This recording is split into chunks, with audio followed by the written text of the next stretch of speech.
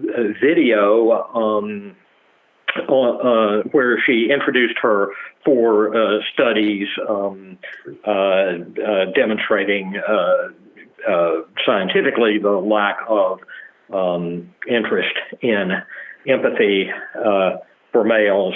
And obviously, when you spend as much time as I have writing about fathers in family courts, the extent to which men are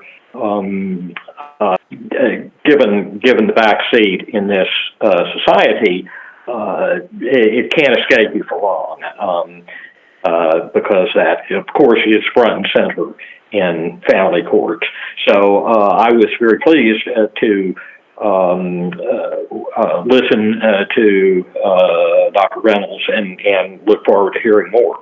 Yeah, sure, absolutely. So this all started with a seminar class hosted by Dr. Roy Baumeister, where we learned about some of these issues afflicting men, and this project spurred from that with my colleague Hal there. And then, a lot of my colleagues joined in, and we compiled a lot of data.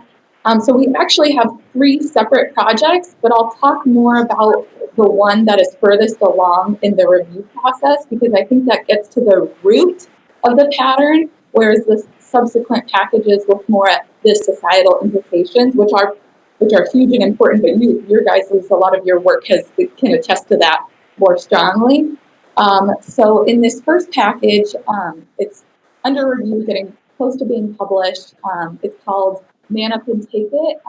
It's a gender bias and moral typecasting. And so what we did is we looked at, so Kurt Gray, who's a moral psychologist, he argues that when we see moral actions, we kind of instinctively typecast the individuals as the harm-inflicting perpetrator or the suffering patient or victim. And so he finds that these roles are somewhat mutually exclusive, such that the more you see someone as a perpetrator, it's harder for you to see them as a victim. And the more that you see someone as a victim, it's harder for you to see them as a perpetrator. But our responses to those cast in each role are very different. So in response to perpetrators, we blame them, want to punish them. And then in response to victims, we feel sympathy and we want to aid them. So we wanted to examine, okay, is there a bias in this tendency to moral typecast such that men are more likely to be placed in the perpetrator role and women in the victim role? And so we conducted a series of 6 studies with over 3,000 participants. And in the first one, we showed that so if you give people these scenarios where someone is harmed, these were 3 ones that were in the workplace, and we left it ambiguous of who harmed who. People were more likely to assume the victim or the harmed target was female, suggesting we have this implicit association with like harm and women. But then we also manipulated the labeling of the targets. So we either called them victim and perpetrator, kind of activating this moral cognitive approach, versus just labeling them neutrally as party A and party B.